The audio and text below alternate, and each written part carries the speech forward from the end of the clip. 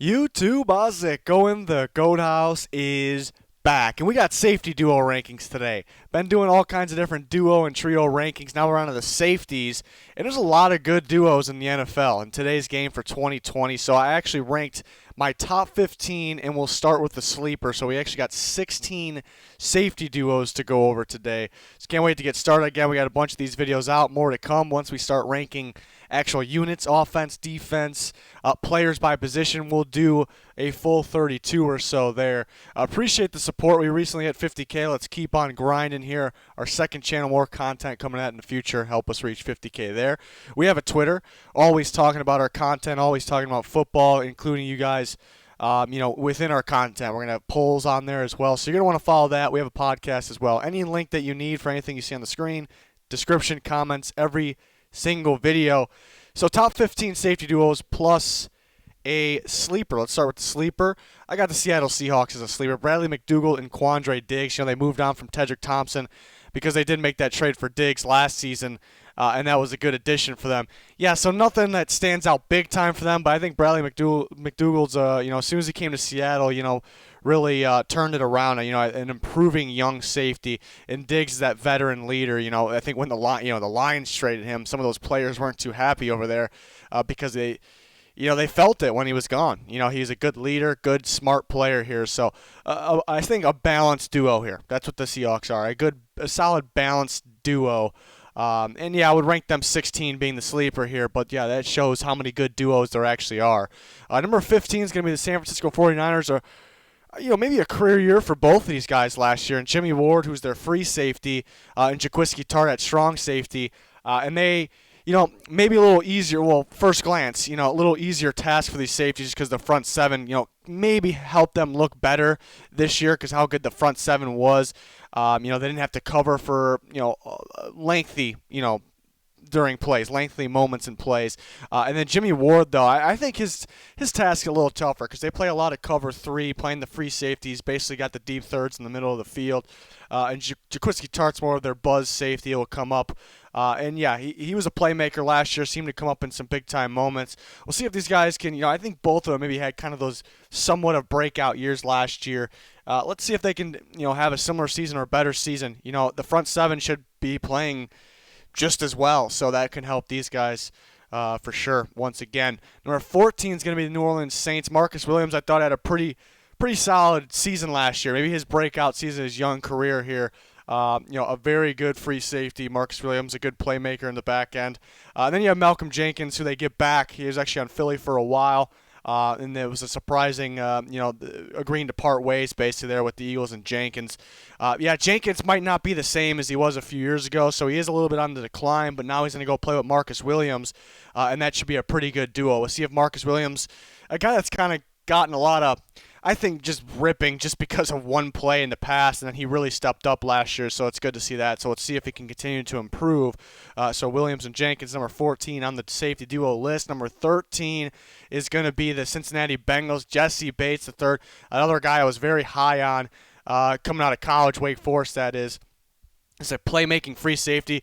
We seen, last year, I think every year, it seems like, the playmaking free safeties and the, guys that are very solid at playing center field. Last year we saw Justin Simmons on the Broncos and Anthony Harris on the Vikings. Those guys really broke out as playmakers. It was only a matter of time until that happened. I think Jessie Bates is that next one. I think it could be this year, it could be next year, but this is a guy that I'm very high on. It wouldn't surprise me. This guy was, in a couple years known as one of the top-tier safeties in all of football. So I'm kind of banking on Jessie Bates really improving every step of the way, and he's already shown he's a pretty solid playmaker. And they add Von Bell, who I think he was coming off a career year, playing a strong safety position, still very young. Feels like he's, compared to his age or how long he's been in the league, he's still pretty young. And, again, breakout year last year. I think these two pair pretty well together. Von Bell just playing with Marcus Williams. I think Jessie Bates could be kind of passing up Marcus Williams this year, similar style free safety. So Von Von Bell playing strong. I think they pair together pretty darn well. So Bates and Von Bell is definitely a young, maybe one of the future. That's one of the top ones of the future, I think, right there. Number 13 for now. Number 12 is going to be the Green Bay Packers. They added ADRIAN Amos last year from Chicago. And actually, we always knew he was pretty solid. You see him in the Bears, see him pretty solid. It's a really good defense, though. First year on Green Bay.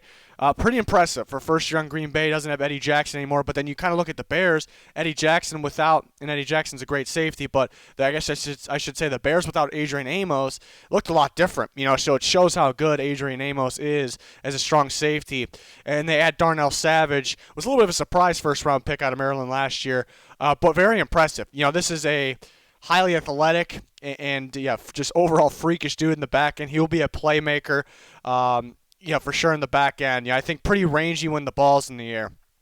For sure. Maybe tackling angle is something he can work on, but he's only, kind of known as one of those raw players. Maybe he won't make that much of an impact right away because he's an athletic freak. We're going to kind of grow on that, but I thought he played pretty darn well for kind of being a raw prospect last year. And keep in mind, a lot of first-year players on the Packers, whether they're rookies or not, first year playing together, and especially the safety duo is their first year playing together, first year on the Packers. So pretty impressive, and I think that'll help a guy like Savage continue to grow at a pretty rapid rate. So this is definitely another one of the future, one of those top ones of the future, and it could continue to grow more and more here as the season goes on and in the years to come here.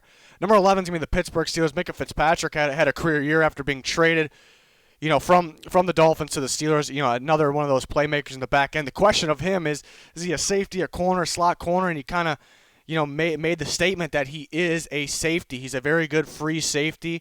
And that also kind of has that bonus that can play in a slot. But tremendous playmaker, got his hand on the ball a lot last year. Let's see if he can continue that. And then Terrell Edmunds, another guy a couple years ago, was a kind of a surprise first-round pick there. But I like Edmunds to improve now. Now it's time for him to break out. I like that. He's a guy that come up and pop you. It's almost like an extra linebacker that can also play in the back end. So a pretty impressive young group here for the Steelers. So it could be another one of the future. And we see how good the safety duo. We start to see how good the safety duos are in the NFL because a good safety duo for the future right here with the Steelers at 11 shows how good the rest of the list is. Number 10 is going to be the Baltimore Ravens, Earl Thomas and Chuck Clark. Earl Thomas known as one of the better safeties of the last several years. Maybe he's not quite as talented as he was a couple years ago, but he's still very, very talented, and we saw that last year. His first year with the Ravens there. And then Chuck Clark, they were confident enough with Chuck Clark that they moved on from Tony Jefferson, who was kind of a key piece. He was injured last year. That's where Clark got to, prove that he can play, and he did. But to move on from Tony Jefferson, who was a key piece for, Martindale's, I think, unique scheme there. This strong safety position needs to come up in the box a lot, and then Chuck Clark proved he can do that. So he's a guy that can, be in the box a ton and be, a safety as well at the same time. So pretty impressive young safety here and a very solid duo. It's a unique duo because, the Ravens they like to bring their safeties up quite a bit. So they have to be able to do quite a bit here. And the Ravens are coming in at number 10. Number 9 is going to be the LA Rams. I think a very underrated group here. John Johnson and Taylor Rapp are really good young safety group here. This is one of the future as well. John Johnson has had a pretty good young career so far. I think 2 years ago was kind of his best year. So I could expect a little more of that going forward. I do. So I expect him to kind of improve here. And then Taylor Rapp, I think both these safeties, you can mix these guys up. I think either one could play strong, either one could play free. And that's impressive. Taylor Rapp was a guy I was very, very high on out of Washington. This is another one. This guy, if we're talking 3-4 years down the road here, I would not be surprised if we're talking about Taylor Rapp. It's a little bold, but maybe an elite safety. I really think so. He's that good. And he started to show it down the stretch of the season, when they got him in there playing full time. He can be a playmaker. He's a guy that can come up in the box, and I like the instincts. The instincts, the play recognition really stands out. So definitely one to look out for. I think an underrated group right here in John Johnson and Taylor Rapp. Number 8 is going to be the LA Chargers. It's a tough one because Derwin James missed all last year. We kind of expect him to be one of the top safeties. We're basing that off of a little bit of his college play because he was a fantastic prospect, but his first year playing, kind of a do-it-all safety. I think he's best when he's coming up, kind of reading the ball, reading the play. But we're all kind of predicting. It's a good prediction that he's going to continue to be good. Then the question of Desmond King, who, if he will play safety, which I believe he will, but has been kind of known as more of a slot corner.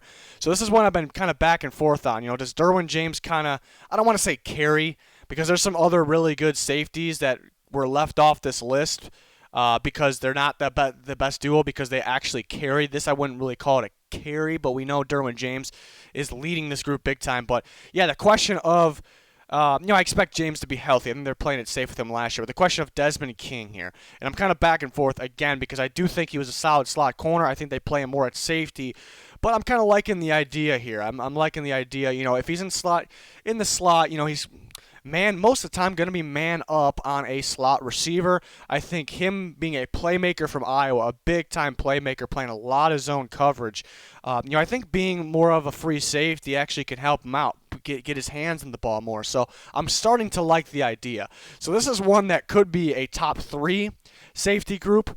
But there's so many good ones, and this one just has a little more question marks here, I suppose. But it's definitely a sneaky one that could be better than 8. So it's definitely one we got to look out for. Number 7 is going to be the Jets. I went a little bold here, actually. Obviously, Jamal Adams being one of the better safeties in football, they got to figure out the contract situation. He's not happy right now. They got to figure that out. Let's assume they do. But I went a little bold, throwing the rookie Ashton Davis in here over Marcus May. Marcus May has been a fine safety. He's been a fine safety for them, and I actually think they're going to use all 3 quite a bit, and that's going to be interesting. I think they got maybe the best overall room because I think they're going to use all 3.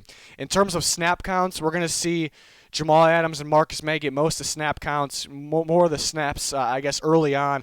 I think Ashton Davis is going to start to take over as the season goes on. But again, I do think they'll play all 3 at the same time. But I think he'll start to take over as that free safety, as the season develops and goes on. I think he's kind of their future free safety. If you watched our draft coverage, Ashton Davis I always liked, but I wasn't that guy that I was like way higher on than everyone else. So you might find it odd that this might be my favorite pick of the draft, but that's because I absolutely love the fit.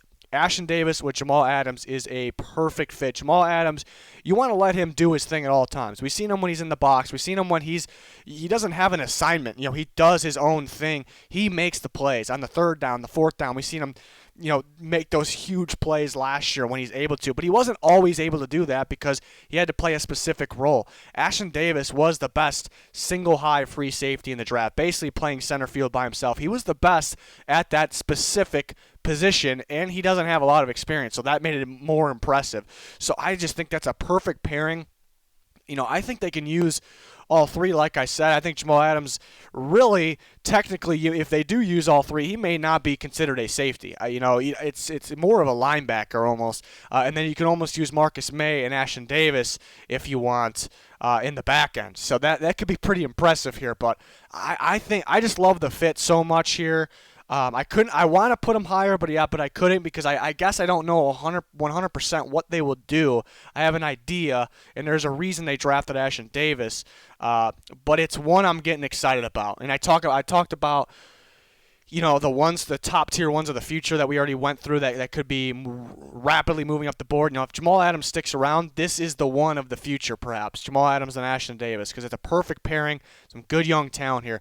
Number 6 is going to be the Denver Broncos. Justin Simmons had a career year. Really like him in the back end. A guy that plays a lot of, center field as a free safety. I think he saved the Broncos. I talked about that all year. It came up so many times, where he kind of had to save them downfield on the downfield throws, creating that pass deflection, picking up somebody's man. That's his job, but he did his job very well. Kareem Jackson, I think had a pretty good year. I think Justin Simmons kind of covers a lot of that safety group, but Kareem Jackson, a guy that can also come up and play a slot or cornerback position, so that's pretty impressive. I think he had a pretty good year for especially a guy that's aging too. And you look back 2 years ago, he was very disappointing. 2 years ago on the Texans, very, very underwhelming for sure. So it's tough to know which one to expect. I think he fits which Kareem Jackson to expect, I guess. But he fits right in with this Vic Fangio defense with Justin Simmons. But yeah, I guess it's tough to know what to expect. But Justin Simmons can continue to grow. This is a really good young safety, one for the future, and he's kind of already up in the conversation as well. So, yeah, maybe Simmons. I don't want, again, not carries at all because Kareem Jackson's good, but maybe he carries a little bit of a load of this one. So, number 6 for the Broncos. Number 5 is going to be the New England Patriots, Devin McCourty and Patrick Chung. You know, maybe ready to decline, but we think that kind of every year because these are the veteran safeties and they continue to play at a high level. Devin McCourty being the playmaker, Patrick Chung, they actually extend because they believe in these guys so much. I mean, this is all about the chemistry here. These are just good football players with the chemistry, and they'll continue to, even though it may be surprising once again that these veterans don't get passed up by all these young safety groups. You know, they're gonna continue to play at a high level. It's a key piece. The secondary in general is a key piece to this New England Patriots team. So McCourty and Chung, the veterans, still in the top 5 here. Maybe not quite as good a season last year. You know, and I think that for the whole secondary, even though it's a very good secondary, because I think the front 7 kind of suffered a little bit this offseason. So you can't really expect the same or better, but around, I think around the same wouldn't surprise me because, they know what it's like to lose some key pieces up front. The veterans, so I think they're gonna be just fine. Obviously, I have them in the top 5. Number 4 is gonna be the Kansas City Chiefs, TYRANN Mathieu and Juan Thornhill. Juan Thornhill, only a rookie last year, and man, he was rapidly improving as the season went on every step of the way. I mean, major and better and better each game, and everyone, the second half of the season, everyone's starting to recognize this guy's legit, especially right there with TYRANN Mathieu. And then unfortunately, right before the playoffs, he goes down. That kind of hurt a little bit. And fortunately, the Chiefs got the job done there even without him. But remember TYRANN Mathieu just getting into Kansas City. I think it was a career year. I mean, he had some bright moments throughout his career. I'm not a big stats guy, so you can go look at the stats. Whatever season says his is his best in his career. I think last year really was. I thought what he did last year, I thought he was improving every step, and it made sense. New to the Chiefs defense. The Chiefs defense really was new last year. So I think these two now getting the chance to really grow together and they continue to improve, even though Matthew's kind of a veteran. Obviously not an old one, but kind of a veteran. I still think improvements are on the way. So I'm kind of, maybe, you couldn't call these guys 4 based on last year. This is for the 2020 season. I expect that you definitely can expect Juan Thornhill to improve, staying healthy. This is definitely one to look out for here. So maybe a little bold putting him as high as 4, but I got a good feeling about this one. We're on to the top 3. Number 3 is going to be the Tennessee Titans. Kevin Byard, obviously known as one of the better safeties in football, being a free safety, being a playmaker in the back end. But you do catch this free safety come up in the box quite a bit, so that makes it that much more impressive that he's a free safety that could play center field, but that can come up and do other things. Most of those center fielders can't really do that, so pretty darn impressive. And Kenny Vaccaro, kind of up and down career. When he first was in New Orleans on the Saints, very impressive. Rookie, young career. Then all of a sudden, kind of what happened? He comes to Tennessee, don't expect too much. He's really reviving his career. Really impressive there with Kevin Byard. He plays all over the place as well. More of their strong safety, playing in the box. Seems like a sure tackler. So I think this is a really good. Even though Byard kind of stands out more, it kind of at the same time kind of feels like a balanced duo. So this is my number 3. It was a tough call between 2 and 3 for me. They're very close. Number 2, I definitely got to go with the Buffalo Bills, though. A really balanced group, and I think top-tier guys here. You can argue, and you can make the case, and I can't really disagree on which one you think is better, Jordan Poyer versus Micah Hyde. Poyer's that all-around guy. He's going to get the job done, and at more of an okay level, way more than an average level. He's going to get the job done in every category. I think a sure tackler, can cover in the back end, very rangy. And Micah Hyde, maybe a little more of a playmaker, maybe tend to get his hands on the ball a little more throughout his career, and I think maybe a little more instinctive. But it's really tough to split these guys up. A really good pairing, and it shows. The Bills, very good defense, obviously top tier. I think they improved their pass rush this offseason. I think their interior pass rush is going to be something special. But even though their defense was good, they didn't get a ton. Compared to the other top defense, a ton of pressure, pretty solid amount. But for the other, close to elite defenses, or right around that range, maybe what I'm getting at is this secondary had to cover longer than the Niners defense. Those other secondaries, I should say. So that makes it that much more impressive that these guys were able to handle things in the back end. Obviously, Tre'Davious White was a big reason for that as well, being one of the top corners. But these guys hold it down in the back end, and we see them give different looks. They can do different things, and that's impressive there. Number one, didn't have to think too much about this one. The Vikings are number one here. Harrison Smith being arguably the best safety in football this year and for several years in the past. And then you got Anthony Harris, who was arguably the best safety in football last year and had a career year. This is the bright spot of the Vikings defense, I think. Harrison Smith's a guy that I think if you take away from the Vikings defense, you got big problems. Harrison Smith's a do-it-all. I think early in his career he's playing a lot of free safety, which he doesn't do as much anymore. Now, he's more of the strong Anthony Harris, more of the free. But Harrison Smith almost, playing a linebacker, blitzing a lot. I think he controls a lot of this defense. I think one of the more instinctive players, not just now, but over the last several. I think you look at Harrison Smith and Luke Kuechly as the more, in terms of play recognition towards the top of the NFL, and that's kind of what stands out. I think Harrison Smith makes everyone around him better. And Anthony Harris, we saw Harrison Smith and Andrew Sendejo, kind of the duo of the past, and it was a very good one. And they were okay moving on from Sendejo, even though they brought him back at a time just for depth. They were okay moving on from him because of Anthony Harris, because what they saw there being a playmaker in the back end there, playing a lot of center field himself. And it's tough to say he'll have that much production again this year, but that was kind of the year where he just started to improve. So you also could argue that he can continue to improve here. So I think Harrison Smith, Anthony Harris really complement each other that much here. So they will be number one for me.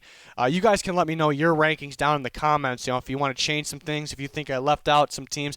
Safety duos in a pretty good place for the NFL today in 2020. So, they're going to be fun to watch. We're going to do all kinds of, we already have a lot of rankings up like this, more to come, different types of predictions, rankings to come as well. You're going to want to follow that Twitter to keep updated, subscribe to both of our channels. Please smash that like button. Would really appreciate it. That's going to do it for this one, though. Thanks for watching. Goodbye.